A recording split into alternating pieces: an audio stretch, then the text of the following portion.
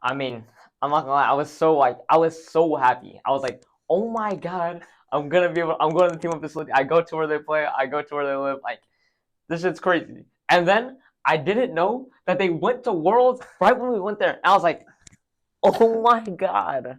And then I messed up again. I was super happy. Don't get me wrong. Like I was super happy meeting everyone there. I didn't buy a Worlds T1 jacket when it was there, and then it sold out the first day, and I was like, no one told me. I was like, oh my god, I actually failed in life.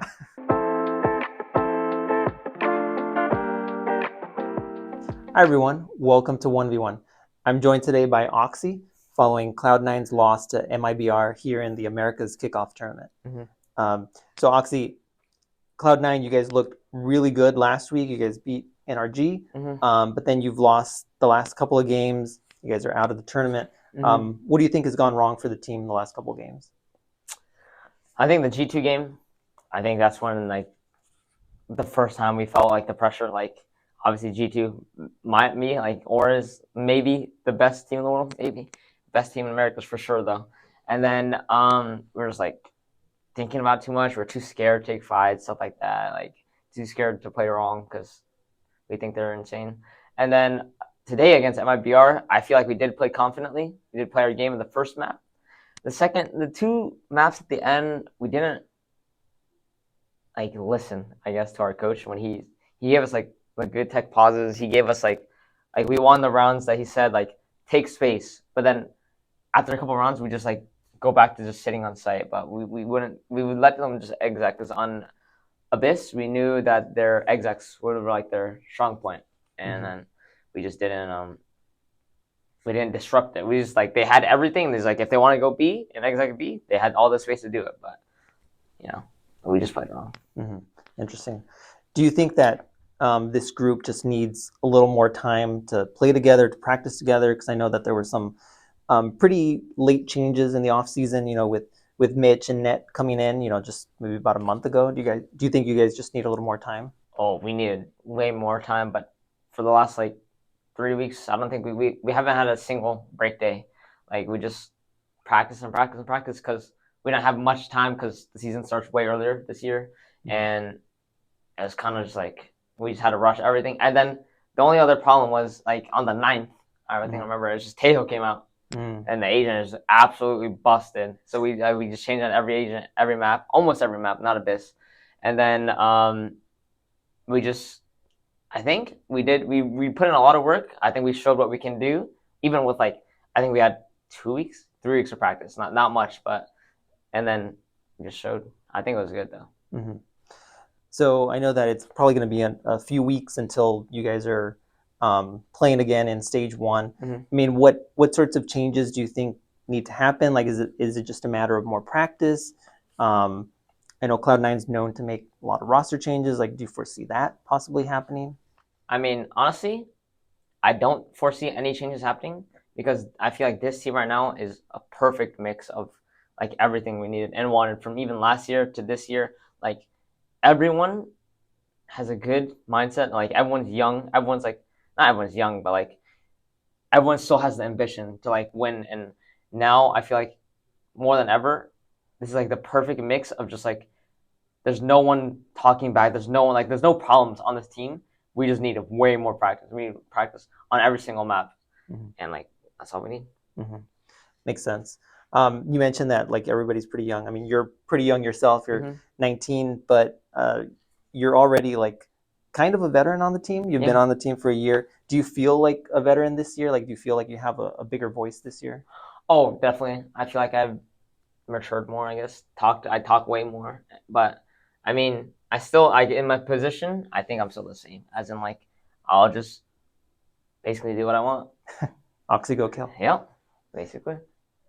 Speaking of which, you had another ace in this game. So this was your second straight game with an ace. Both of them on Abyss.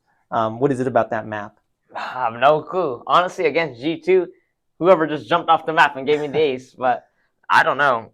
Honestly, the map is very good. We just haven't practiced it in a while, so. What was going through your mind today during your ace?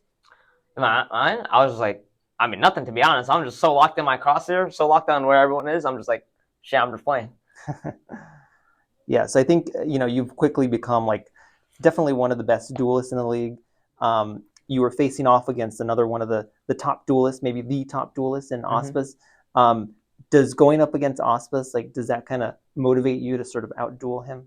Oh yeah, for sure. And this is a motivator because I mean I've looked up to him my entire career. He's just like loud aspas. He's insane world champion. Just like destroyed everyone, destroyed Optic, destroyed like every single team, dismantled them. Like, I mean, obviously I look up to him because he's one of the best, if not the best. I mean, I think he's the best gen in the game, best player overall in the game. So yeah, Definitely. So you like I mentioned before, it's your second year now in VCT. What do you think are some things that you learned last year that you're kind of bringing forward into this year that you're applying this year? I mean, what I brought in is still to be vocal, as in like I'll bring the mood, I'll bring up the vibes and everyone. I'll be like kind of like the vibe guy, like Celsius for the team. But also like when times are getting like super like rushed, like everyone's like, oh my god, like nervous, I guess, just like to calm everyone down too. Like sometimes in the moment you need to relax to play your best. You don't need to be super energetic. Like you need to relax because that's when you play your best. You just like when you're relaxed, you're just flowing, you know. Right. Yeah, makes sense.